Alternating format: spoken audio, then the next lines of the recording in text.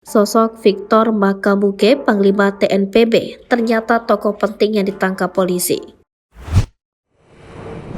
Tokoh penting Tentara Nasional Papua Barat dikabarkan ditangkap aparat. Dia adalah Victor Makamuke yang dikenalan sebagai Panglima TNPB Wilayah 4 Bomberai.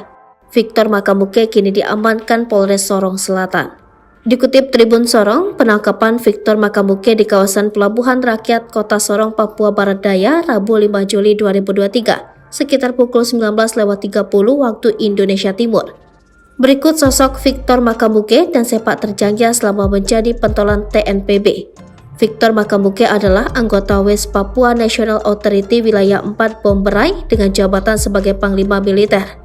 Selain menjabat sebagai Panglima, Victor Makamuke juga menjabat sebagai penasihat militer wilayah Kodam 4 Sorong Raya.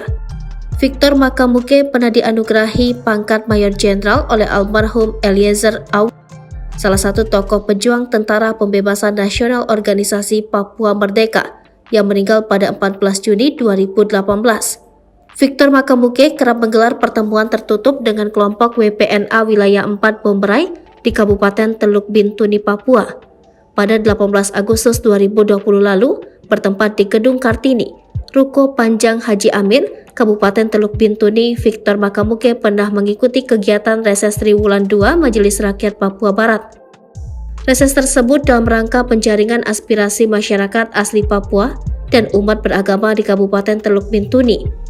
Acara dipimpin Rafael Sodeva, anggota MRPB perwakilan Teluk Bintuni, dihadiri 80 orang. Saat itu, Victor Makamuke beserta rombongan kelompok WPNA membentangkan tulisan penolakan Otsus Jilid 2 dan meminta referendum.